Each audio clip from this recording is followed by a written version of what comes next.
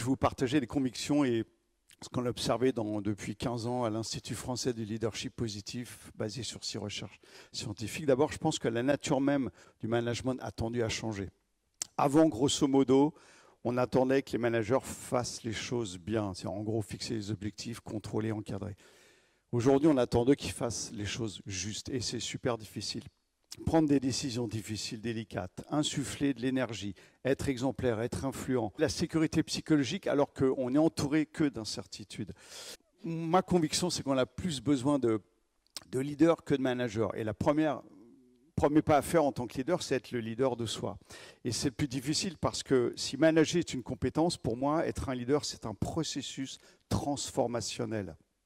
Alors pour ça, il faut peut-être lever 2 freins. Le premier, c'est la peur ou les peurs. C'est l'émotion dominante dans ce 21e siècle. Pour un manager, c'est peur de se transformer, peur de ne pas y arriver, d'être jugé, d'être dévalorisé. Et puis le deuxième frein, c'est la saturation. Saturation attentionnelle, saturation émotionnelle, saturation décisionnelle. Et l'IA agentique sature nos ressources cognitives parce qu'il faudra en permanence et plus que décider, vérifier, superviser et s'assurer qu'on prend les bonnes décisions influencées par une IA agentique. Alors, tu me demandais qu'est-ce qu'il faudrait qu'un manager transforme. J'ai envie de te dire, il faut tout transformer. Pour moi, c'est une révolution culturelle. Ce n'est pas à la marge. De même que l'IA... c'est même plus bouleverse. Je veux dire, il y aura un avant et un après IA et IA agentique en particulier.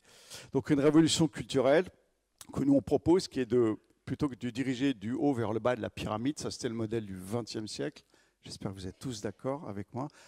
Moi, je propose de diriger plutôt de l'intérieur de soi vers les autres. Et pour cela, développer 3 compétences, 3 groupes de compétences. Imaginez une fusée à 3 étages. Premier étage, c'est être soi. Deuxième étage, être ensemble. Troisième étage, être utile. Alors, je vais tâcher de donner quelques compétences clés. La première, être soi, je pense que c'est le cœur de la centrale absolue. C'est la conscience, la connaissance et l'acceptation de qui nous sommes vraiment en tant que manager et en tant qu'être humain.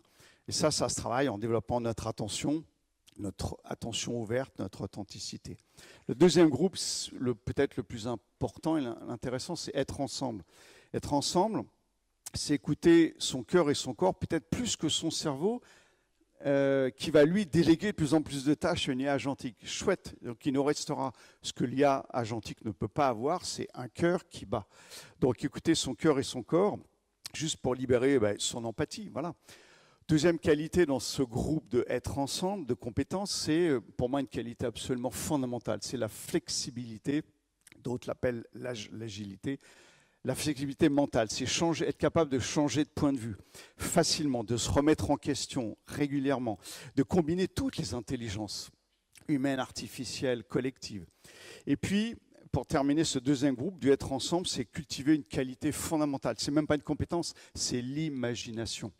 Être capable d'imaginer et de nourrir cette imagination, nourrir les débats contradictoires dans nos organisations, combattre la pensée unique.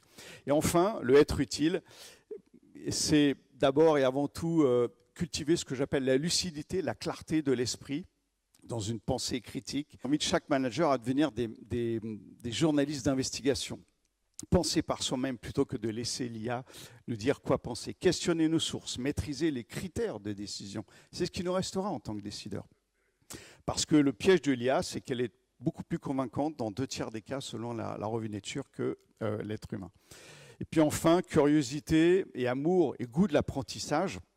La phrase de Satya Nadella, le CEO de Microsoft, qui demande à ses ingénieurs de passer de sachant à apprenant. Donc moi, la question que je me pose tous les jours, que Dieu fait, c'est qu'est-ce que j'ai appris aujourd'hui et en quoi j'ai été utile. Être soi, être ensemble, être utile, voilà pour moi la révolution positive à mener. Merci beaucoup, Yves.